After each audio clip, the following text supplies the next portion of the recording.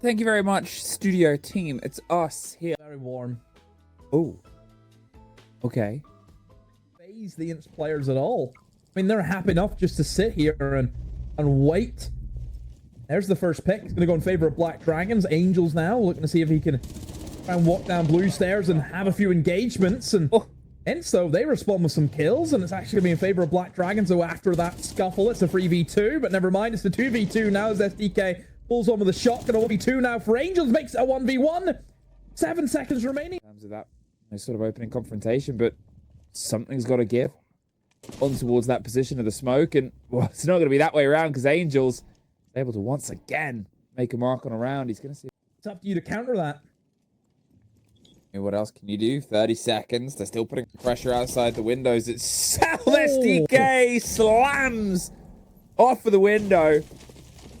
And as the shield falls as well as does everybody else, seemingly they couldn't find a second to breathe. 15 seconds, and you've got, I was going to say verticality, but Arthur into a bit of a pickle. One player inside a dining, and the Blackbeard on the stairs. How's he going to get out of this when he just has to try and play his life? Oh, doesn't just play his life, he gets a kill with it. Oh no. Swag need to be hitting those, and Rare obviously terrified to go for the pick. The nade, though, should confirm the kill. Romeo's actually beat him to it, but hey, SDK, he's done his job, he's wasted time, and he got... Really two teams that have operated on that. Either way, we'll see if it's something that sort of tells itself as a story. It's Arthur and Angels just keep doubling down between the pair of them, 8 and 2. Surely a timeout will be coming after this. The clash is outside. Yeah, and a knife kill to end it. Gotta be a timeout. Lost somebody. Pose the question. I don't think they took their time out, but it was so long ago that I struggle to remember. There's at least a takeover. SDK has found out. Black Dragons get the opening kill. It's actually something that's generally gone in their favor, but then this happens. Angels goes outside. Arthur goes... Confidence in themselves. To try and go for it, and there you go. Believe in yourself, and great things will come. Black Dragons. I'm gonna say have the lead, but that has been very quickly equaled up now. Hesitation and sort of caution and care shows that maybe they aren't the next King of England. Black Dragons. Gudo does get one. Gifted does the slip up the stairs, but with 30 seconds, the 3 versus 2 close down. You still have Arthur on the board, who's already had so much definition throughout this. Gets a little bit zapped. Feels his way down. He's about to find a fight underneath and gets the pre-fire on towards the barbed wire. Now you look, another 2 versus 2, but it's almost set up in 2 different engagements. Legacy doubles it off. They're inside the smoke, trying to find a place to plant or some sanctity or safety, but otherwise, nobody's home. Holding to a bit of territory. Yes, pretty slow here from Black Dragons, but I do like the way that they've established that solar control, and they can really start to work off that. Remember, the whole big thing about kind of going in the kitchen is you've got that hatch. And if you've got a player upstairs in solar, they can't play the hatch, and you can just flood in through the bomb site. Really well played from Black Dragons to make that happen, and... Oh, Arthur. Big old spawn peak on the Romeo. The sense goes down so that you dig themselves inch by inch. The Monty just needs to take into the room itself, can call all of this towards the players around, and there's the swing. You talk about players that need to step up. Mr. Outlaw gets himself another, and Rez is going to get the plant secured as everybody else's attention is taken. Oh, just about missed it, but of course that shield in the back. Rare, able to stave off those shots, and yeah, for SDK and Raps. As we'll wrap it up right now because Black Dragon's in the perfect position. They recover would have been a timeout or a forced one.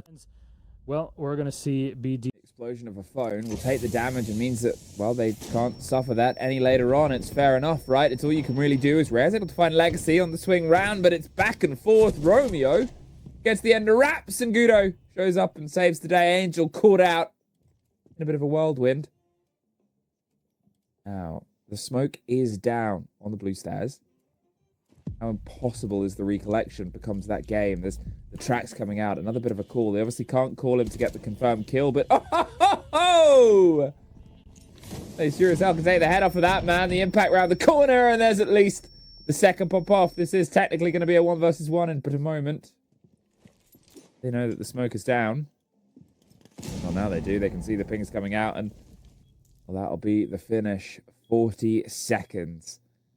Deimos versus a hell of a DMR, but it's the DMR that wins out. Position where they lost that opening pick. See if they can try and hold on.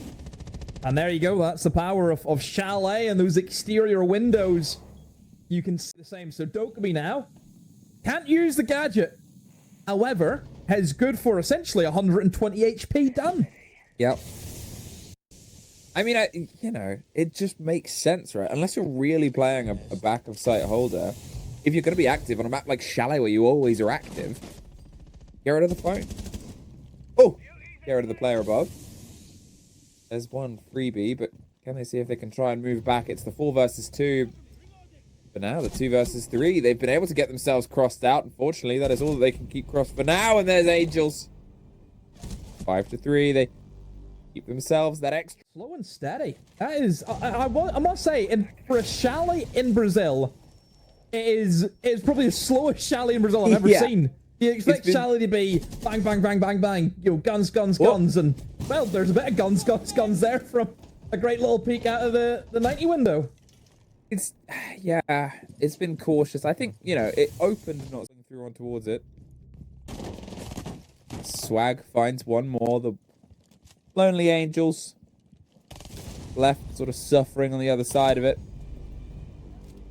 Brought out now. Do you go for the timeout at this point? If you get to that 5-5 mark, I think it's still some... Instead, can't quite net the kill. They peel back. You can see the proposed position. Is he going to risk the swing out? He knows he's being watched by somebody. It's the Glaz that locks it in. And that is a post plant. Oh, SDK.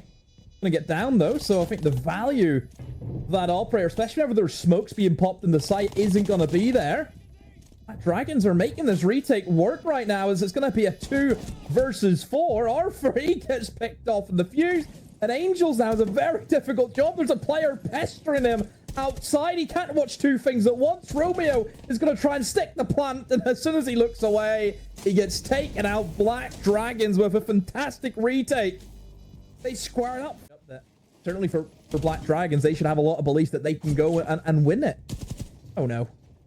I mean, that window being opened up, you just think, oh, run back. They can try and sneak their way around on towards it. They've got the cross here. Oh, no, they don't. Angels. Great shot from Romeo, who hasn't given up this position. Remember how early they gave up this position last time? With the ADSs, with the WMI discs. This time they've said, no, we can hold on. Let them come. Let's see what happens. Oh no. SDK got caught out. Rare was right beside him, and oh no, I can see Arthur's also being down. The Blackbeard not on a great position right now. Can they pick him up? No, look where Swag is, just tucked in the fireplace. Oh, bottles it though, doesn't get any kills. What? Gotta be kidding me, Swag. Arthur is still bleeding out. Are they gonna be able to get him up? There's been a call being made that there is somebody flanking. It is Rare. He's inside a bedroom. Rap should be ready for this, and he is. Somehow they've pulled this from a very slippy round where they could have easily have lost it, now back into their favor. Black Dragons have been hit with a left-right hook. 3 versus 2, and you still look at the pocket utility they've got. The main one is the fact that they've got the Blackbeard to drive on. Picks up the kit. Might be low health, but he's going to fight his way out the room. Kudo gets one. The timer goes into the red time. It's a spray from the top rope. Romeo, it doesn't matter what you have if you can't get in this. A Glaz and a Blackbeard are going to show themselves on the office balcony. And oh, look at that Legacy. Straight up for blue. Romeo was not expecting that. Here comes that collapse in towards that top floor. That shield leading the way. Legacy able to find another one.